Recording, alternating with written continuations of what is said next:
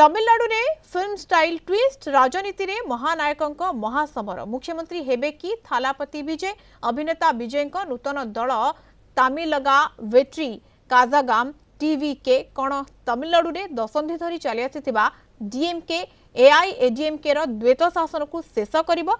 Axis माई India रो आकलन अनुसार विजय दल प्रथम प्रयास रे ही सबुठारु बड़ दल हेबाकु जाउछि। 234 आसन विशिष्ट तमिलनाडु विधानसभा रे बहुमत 118 आसन आवश्यक। सुपरस्टार विजय टीवी के दल समस्त को चकित करदेवार आशंका रही।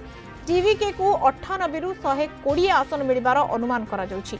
डीएमके मेंट को 92 रु 110 आसन मिलिबार अनुमान करा जाउछि। एआईएडीएमके मेंट को 22 रु 32 आसन मिलिबा नै अनुमान करा जाउछि।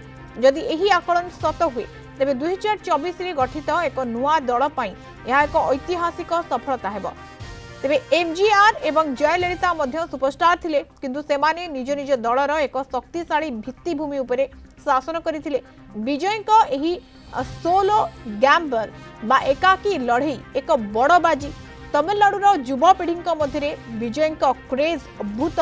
जदि एक्सेस माई इंडिया रो रिपोर्ट सत हुए तेबे यह तमिलनाडु राजनीति रे एक जुगान्तकारी परिवर्तन आनिबो।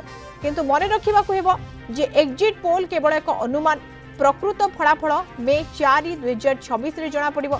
से पर्यंत यह केवल एक रोमांचकर संभावना होई रहिबो।